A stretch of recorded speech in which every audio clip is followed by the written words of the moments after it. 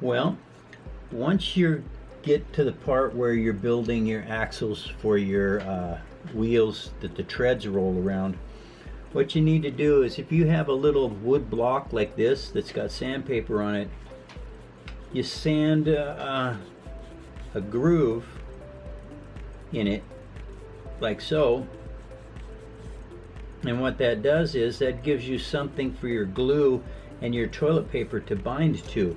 Personally, I like using my little Dremel tool. It works really good for this. And it's a diamond bit, so it just kind of cuts down into there really nice. But you may not have a Dremel tool, and if not, a sanding block works just fine. And you just sand a little groove. Then what you do is you add your Elmer's glue to the end of this, like so. And then you take a little tiny 1/8 of an inch strip of tissue paper, toilet paper, whatever you happen to be using. This happens to be a Kleenex.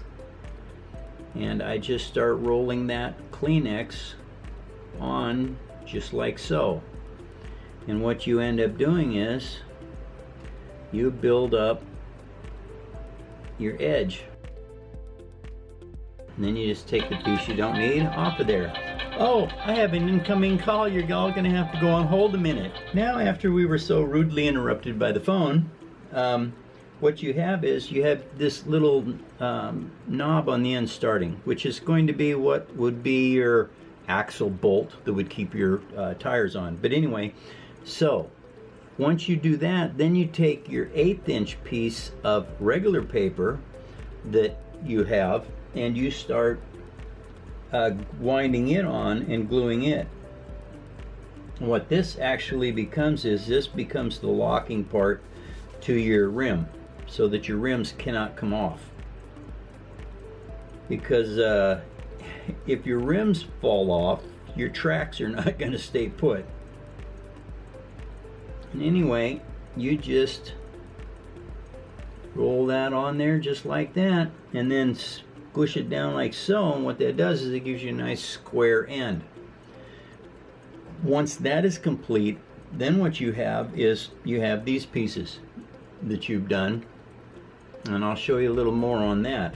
So you stick your last little rim section on there like so.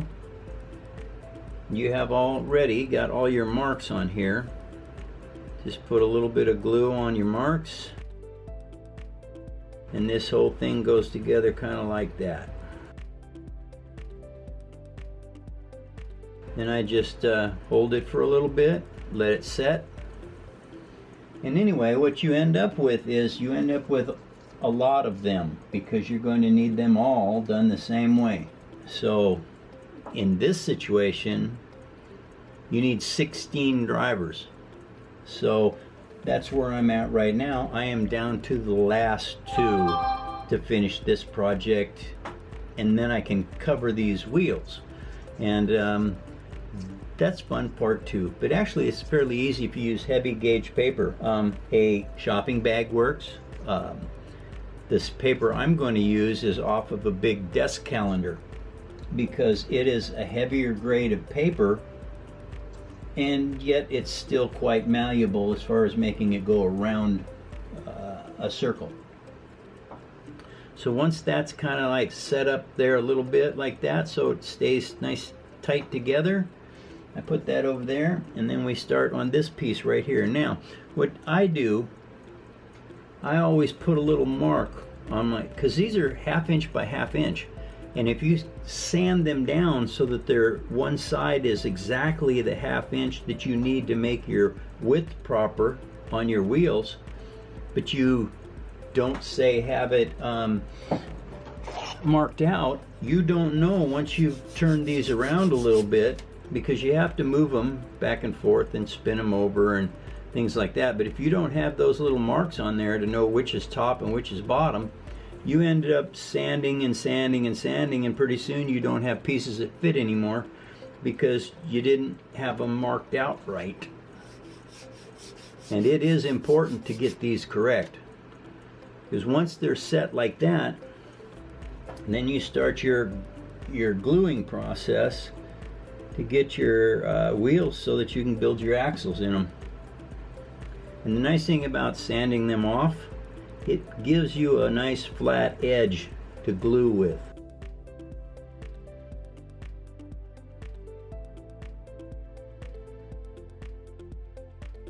Doesn't take very long and they'll stand up on their own. That's because you've got a nice square edge to work with where you sanded it, the cut marks off.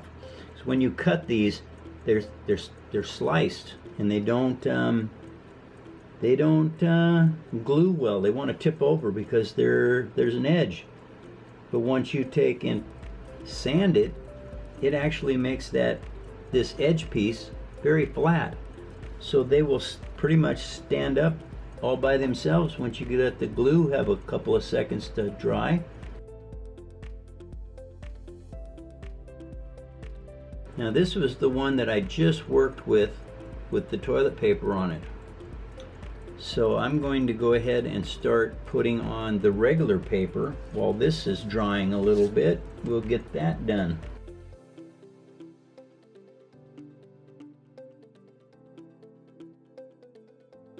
I had carpal tunnel surgery 2 days ago and my hands are a little shaky.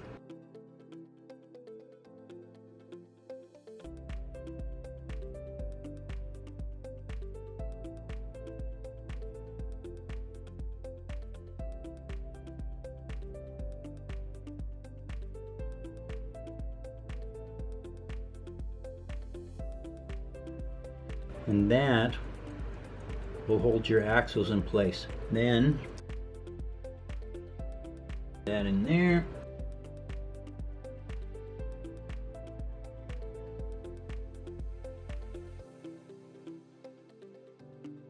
And you just kind of hold that a little bit. Doesn't take much.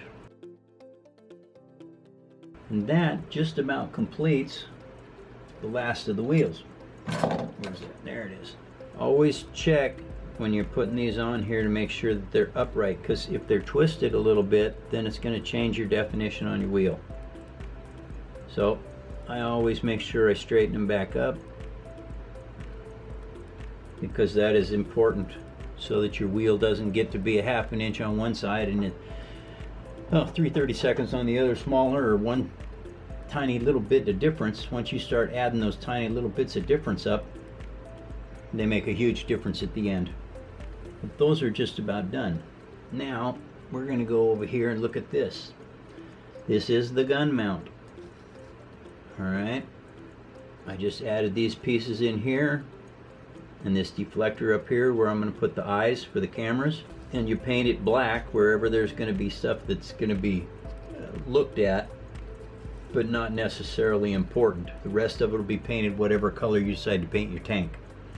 But those are your guns, and they are getting closer to being done. And this is the turret mount, and now it's locked in place in quite a few different locations. And once I get the back of the turret built, it'll also be glued all together here. That brings us to this part, which, if you're looking at the picture that goes with this, you're going to notice these wheels are going to be mounted here so that the tracks will go around them. Now, to keep these from flopping around, there's an outside piece of armor. That outside piece of armor goes on like this. And what will happen is, I've already got these marked out, so I'll show you. Here's my handy dandy little block. Let me get my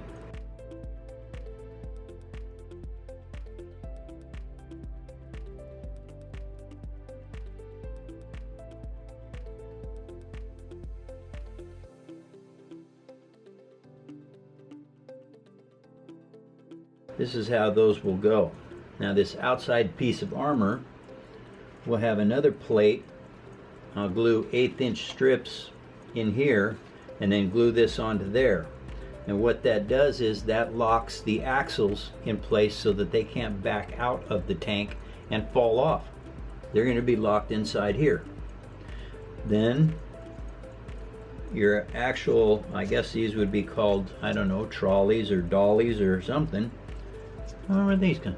Bogies. They're called bogies, I believe. And these bogies, once you get them in place, because of the way all this fits together like this, and this will be all attached to the back of it, and that is the first set of tracks is going to go around there. And of course the smaller ones will go up front and in the back. And there kind of gives you an idea what this is going to be looking like as it gets